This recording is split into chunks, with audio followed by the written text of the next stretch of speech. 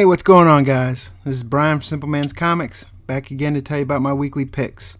This is going to be the picks for Wednesday, October 12th, 2016.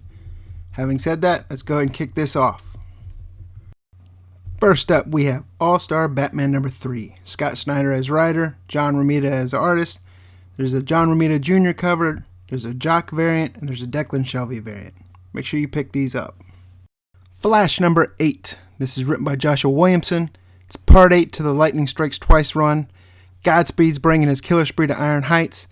Barry Allen must protect his own rogues gallery, including his mother's killer, from the deadly speedster Godspeed. Luckily, he's going to have some help from Wally West, who is now the newly christened Kid Flash. There's the regular cover here by Carmine Di Giandomenico. There's also a Dave Johnson variant, which is a 1-for-1 variant. Suicide Squad number 4. Written by Rob Williams, Jim Lee and Scott Williams on art. Now everyone's aware who Jim Lee is. His art's fantastic, iconic even. His covers are great, but I've actually really been loving the variant covers for these by Lee Bermejo. Each and every cover he's done for these is freaking fantastic, beautiful, gorgeous. Pick it up, put it in your personal collection. You won't regret it. Lost Boys number 1.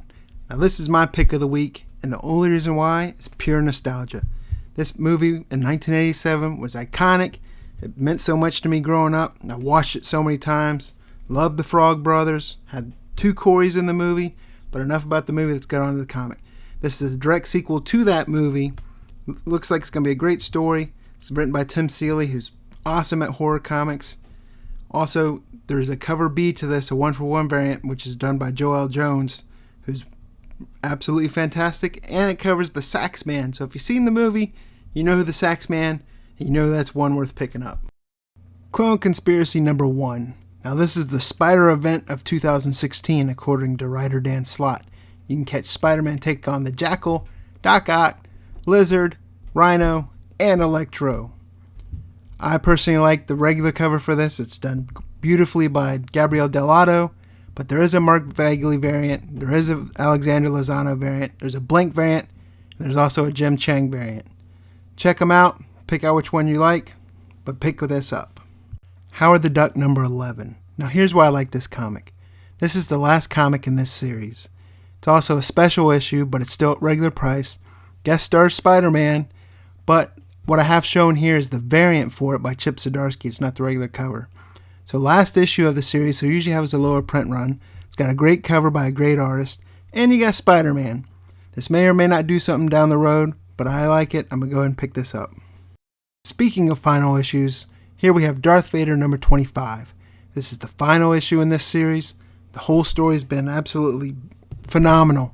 If you're a Star Wars fan, if you're a Darth Vader fan, you should have been reading this already, but if you haven't, look at picking up the trades because you won't regret buying this. Now, one thing to keep in mind also, there's 11 different variant covers for this. So I'm not going to sit here and name them all. Just look online, you'll be able to find them and pick up what you like. Sons of Anarchy, Redwood Original number 3. Now, if you're a fan of the TV show, you should be a fan of the comic because the story's been just like the show, except it's a prequel to it. This also has a regular cover, a subscription cover, but there's also an incentive tattoo variant, which is the one you should be looking out for. Warlords of Appalachia number 1. This is a new miniseries, 1 of 4 from Boom Studios. They describe it as Southern Bastards meets Dune. That's enough right there to sell me on it, but this series looks fantastic. There's also a 1 in 10 incentive variant. It's a virgin variant, which means there's no title on it. That's one to be picking up. There's also a subscription cover for this. I'll give you a little hint. If you can't find them in your stores, check Boom's website because a lot of times they'll sell them on there.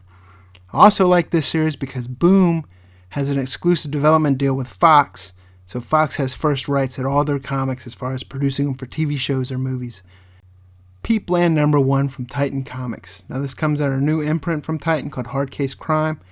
Got a whole bunch of different series of comics. It's all noir, crime. These are adult comics, adult themed comics, so you kids out there, don't be going picking these up, alright, you little dirty books. Anyways, there's 4 different variant covers for this. There's a Mark Chater variant, there's an Alex Ronald cover, there's a Caitlin Yarsky variant, and there's also an Andrea Carmarini cover. All these look fantastic. The story looks really interesting to me. I'm going to pick probably 1 or 2 of these up, but I'm not going to go hunting for all of them.